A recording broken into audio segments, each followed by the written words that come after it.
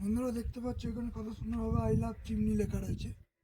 কার্শিয়াংয়ের chimney একটা গুরুত্বপূর্ণ গ্রাম। আর এই চিমনিতে তোমরা দেখেছো যে চিমনি নিয়ে এই গ্রামটা গড়ে উঠেছে। সেই চিমনিটাকে কেন্দ্র করে এই গ্রাম গড়ে উঠেছে এবং বসতি গড়ে উঠেছে, এবং এখানে অনেক হোমস্টে রয়েছে। আর দেখতে পাচ্ছ তোমরা কিরকম মেঘ করে রয়েছে। ফেব্রুয়ারি মাসে এসেছি, ঠান্ডা যথেষ্ট রয়েছে, ভালোই ঠান্ডা আছে। পর্যটকদের ভিড় কম আছে এখন, মার্চ মাসে পর্যটকদের ভিড় বেশি হয়। এখন যদি তোমরা ফাঁকায় ফাঁকায় ঘুরতে চাও কার্শিয়াংয়ের এই চিমনি, তাহলে এই সময় তোমরা আসতে পারো। বন্ধুরা দেখো মেঘ কিরকম কাছে চলে এসছে, যেন ছোঁয়া যাচ্ছে। আর এরকম দৃশ্য হিমাচল প্রদেশে অনেক জায়গায় আমি আগে দেখেছি, কিন্তু দেখো পশ্চিমবঙ্গতেই আমাদের এরকম জায়গা আছে। কার্শিয়াং অবশ্যই বেড়াতে এসো, আর কার্শিয়াংয়ের এই চিমনি গ্রামে অবশ্যই এসো।